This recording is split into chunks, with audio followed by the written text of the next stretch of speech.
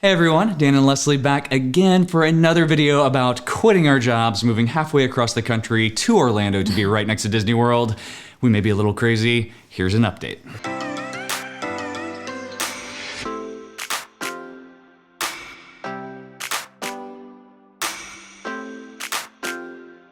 It's been a year since we moved to Disney World.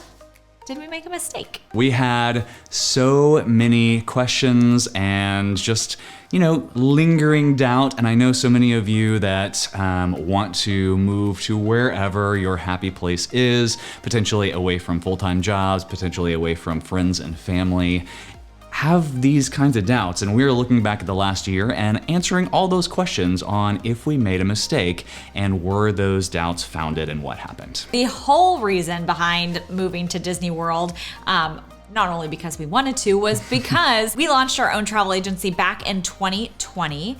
And so if you are looking to plan a magical vacation, whether it's to Disney destinations, Universal, cruise lines, or all-inclusive resorts, we would love to help you out. So please reach out to fantasticalvacations.com. Let's back up and go over the full timeline. If you check out our Moving to Orlando playlist, you can see all of this pan out over the last, it's been a long time. Yeah.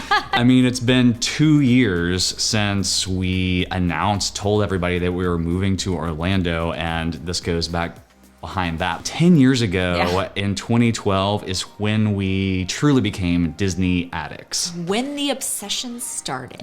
If you've watched any of our videos, you know that this guy was basically taking us because it was that rite of passage. You're supposed to take your kids to Disney World, right? And so we planned this epic vacation, and he said, cram it all in because we're not going back for a very long time. The boys were 6 and 1 at the time, and I think we were home from Disney about a month before he came and said, so, our next trip. Fast forward a few years, 2015, you started a side hustle as a travel agent specializing in Disney.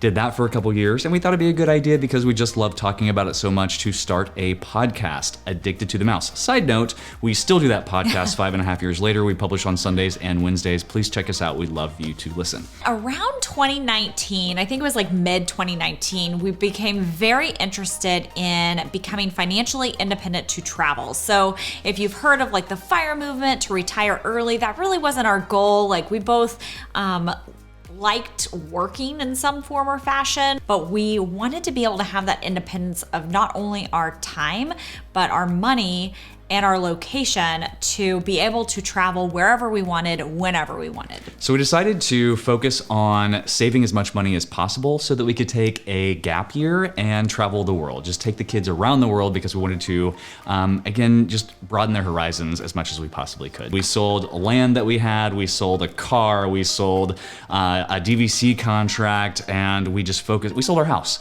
We put our house up for sale. So that lasted about a year, and then the pandemic hit. We were both going to leave our jobs for a year and travel the world with our children. And so that was the intention. And then when the pandemic hit, we thought, much like I think a lot of people at the beginning of the pandemic, that it wasn't going to last forever and that we would still probably fulfill those plans. And we had dreams of starting our own agency after we got back from that family gap year. But towards the end of the summer of 2020, we thought, maybe we should just launch the travel agency now. And so we decided to launch Fantastical Vacations, which officially launched on September 23rd of 2020. In November, we decided to tell everyone. We told both of our jobs that we were going to be leaving in the spring of 2022, January of 2021. We put a contract on this house and we bought it in March. And then we made our first move right before Thanksgiving last year. So we've been moved for a year, but then we went back between Thanksgiving and Christmas to finalize things there, finish up job stuff there, and then our second move was the day after Christmas. How's it been? It's been fantastic. I think it's great whenever you move someplace and we've owned the house for almost 2 years, But we've lived here for a year, and I still walk around. I think just yesterday I was like, I love this house. Doubt number one was, are we buying the house at the right time? And I know this is a huge problem right now with interest rates skyrocketing and not knowing what the housing market in Orlando is really doing. There are prices that have dropped around kind of where we live, like right around Disney World. And I think that is more to do with sellers being a little too optimistic about the prices that they could get, maybe getting a little too caught up in what they could list for, but it's still a pretty hot market relatively. So looking back, like, yeah, for us, we bought at the perfect time. But was it the perfect time ever to buy a house? Who knows? Who knows? But if it's the right time for you and your family, then does it really matter if it's the right time to purchase or sell a home? Fear number two was, would our business succeed? I mean, we did launch an agency in the middle of a pandemic, which was a little scary at the time, but I think we planned really well, and people have been loving to travel. And honestly, I think that the travel industry just as a whole will continue to boom. There's always going to be those setbacks. There's always going to be things that cause it to dip for a little while, but people naturally enjoy traveling, and so it will always come back. I think the more that people are kind of cooped up in their houses, like we work out of the house now, and so we want to get out even more. And this has happened over the last few years more and more and more as COVID was a thing, and then coming out and people realizing like, hey, I can do my job remotely, or hey, we can go to school remotely, hey, we can do these things, but then you still want to get out and be around people and be in society and experience new places and things. And so I think travel is going to honestly become more of a thing coming out of COVID than it was even going in. Yeah. Fear number three is that we were quitting our W-2 real jobs to focus on starting our own business. And the business was built around your side hustle. I know a lot of people don't like that term. There was this like stigma, and I think a lot of people thought we were a little bit crazy because we were leaving our secure jobs that paid us a guaranteed income and all this stuff. But honestly, we wanted to trust ourselves, and we wanted to try something, owning our own business and building that and trying to make it on our own. And yes, it was scary, but what do you think? I mean, I think it's going really, really well. And there was like this concern on, well, what if we need to go back into the corporate field? And I'm very fortunate in that my field previously is nursing and nursing education. So it would be a fairly, easy job to step back into if I needed to. My field is project management, and so I think I could probably also find something down here with all of the construction going on.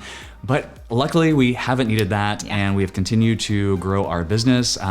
There's something funny that when you are at least for us and for others that we've talked to in this situation, when they go from wanting to dabble in something that's more of a passion project for them to focusing all in and understanding that this is my livelihood now, we have to make this work, there's kind of something that clicks. Now you're committed to that and you have to make it work, and it does. I couldn't love working next to you every day and working from home and getting to do the thing that we love and the thing that we would talk about just most of our time together. We get to do that every day now, and it's amazing. The next one was probably more of a fear for Dan than it was for me, because I had a lot of confidence in his ability, but it was, did we plan out our expenses well enough? We heard a lot about cost of living down here and insurance prices and all of that, and so there was some concern about, did we plan appropriately? I did a lot of projections. So from the moment that we started the business and seeing what your sales were just from doing it as a side hustle, like the previous 4 years, to growing the business and knowing what we could potentially do, and then part of that saving as much as we possibly could to be that financially independent to travel, we had a pretty good runway that we knew that we could fall back on if we came down here and it took longer than we expected to grow the business. And so I think a combination between like understanding what the actual costs were of like car insurance, homeowners insurance in Florida, like it's higher here, right. And then understanding realistically what the cost would be, and then having a plan in place if the business didn't do quite as well as we hoped the first year. Next fear is, would we get down here to be next to Disney World and then hate it? Or at least maybe the magic would disappear a little bit and it would become more like routine or something that we wouldn't want to do all the time. I can tell you without a doubt, that's not what happened. Like, we are in the parks. Not only do we still love Disney, we're going to Disney World to eat dinner tonight. Not only do we still, and we're going to Hollywood Studios tomorrow, not only do we still do this on a very frequent basis, well, I mean, it's part of our job, right? Marketing inside the parks, but we've expanded that and we have fallen really in love with Universal and going to those parks as well. And that has been amazing. The next big one, and this was probably one of the biggest ones for me, is would the kids hate us forever for moving them halfway across the country and disrupting their lives? Luckily, they have both done really well acclimating to their new environments. One thing that we did do that I could go either way on, honestly, was that we moved them in the middle of semesters. So we moved them between the fall and spring semesters. We did that for a very specific reason, because I moved across the country when I was in grade school, but I moved at the beginning of the summer and I had several months that I didn't know anyone, and it was, it wasn't horrible, but I just didn't have friends to do summery things with. And so we thought, let's move them down. Maybe they could make some friends. And that didn't really happen, because honestly, they kept the same online friends they always had. Yeah. I think kids have figured out that they can have online, like when I was a kid, this was not a thing, but they can have online relationships from anywhere in the world. So that's been nice, but they have done really well in their schools. I think there's pros and cons to both. I think there's pros and cons to moving in the middle of a summer, and I think there's pros and cons to moving in the middle of a semester or a school year. So I don't really know what the right answer is, and I don't think that there actually is one. There's going to be a period of adjustment that just has to happen naturally. Another big fear that we had gone back and forth with a lot was that were we gonna be homesick? Were we gonna miss our friends and family so much that we were gonna get down here and regret it?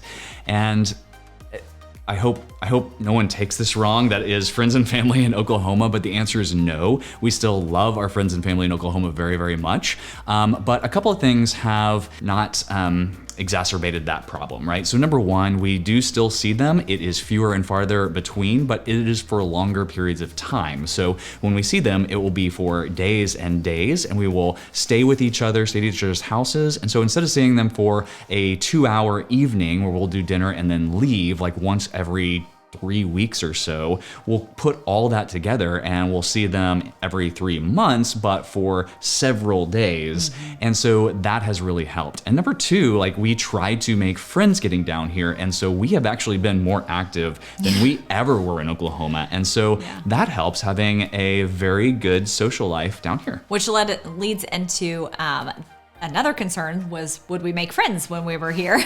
And the answer is yes. So I think particularly whenever you're moving to a place like Disney, and it may be a little bit more unique in people moving here because there are lots of transplants. There's a lot of people that want to move here because they want to be closer to the parks. And so we're kind of all the same kind of crazy, which makes it really easy to like each other. I think the thing that isn't unique, though, is that wherever you're considering moving to, if it's not to Disney, it's going to be for a reason, right? And so if you really want to go somewhere for that reason, there's going to be other people that want to be there for the same reason. So finding like interests with other similar people, I think is very, very important, whether that's Disney or the mountains or whatever it is. That's really key to making friends. But once you do that, not only do you have people that you can do stuff with, but you have people that enjoy your similar interests. And so if you want to go to Epcot or something, or Disney Springs, like, you have somebody that you can reach out to and say, hey, do you want to meet us there? And socialize that way. Yeah. The next big what if, and not really fear, but definitely a point of concern, was that all the people that had concerns about us and wondered if we were doing the wrong thing or making a huge mistake, were they right? We've given a ton of advice on moving to Orlando specifically over the last, ever since we decided to do this, almost like basically 2 years ago. And we couldn't answer that question really until now, because we didn't know. Like, we knew what we thought we were going to experience being down here, but we didn't really know. So what do you think? Well, so I mean, all of these fears boil down to were we making the biggest mistakes of our lives? And I'm gonna say no. I would agree. I definitely think the amount of consideration we put to it, like I wouldn't have made this decision on a whim, but I think if you have a dream and a passion for something and you really, really know that this is the right move, don't shy away from that, because I think you know what's best for you and your family, and don't listen to the noise of people outside, whether it's on social media or even friends and family that may not be fully supportive, or may be fully supportive, but in the back of their minds, like, you can tell this is not something that they would choose to do, or they think you're a little bit crazy for doing it. Ignore that.